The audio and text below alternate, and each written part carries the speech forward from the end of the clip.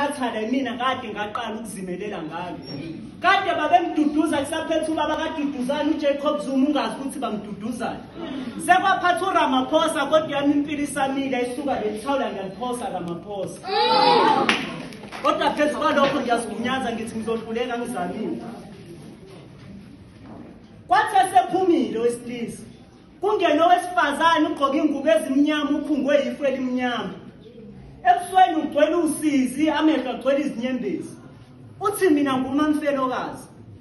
Umkhwenyana ohamba emhlabeni engamshiyanga namafa kusobala lezi ingane ezisele lapha endlini isizofa.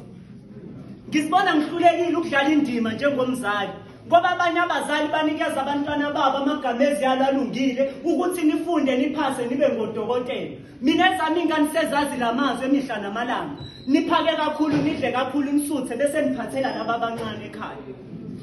Uyakhuluma nje lo mama mina ngilusizi inhliziyo yami iphenduka iphepha ngiyadabuka.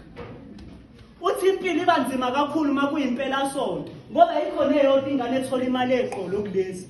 Akekho umakhelwane othe usekhathele mina kodwa ngiyabona ukuthi sebekhathele mina.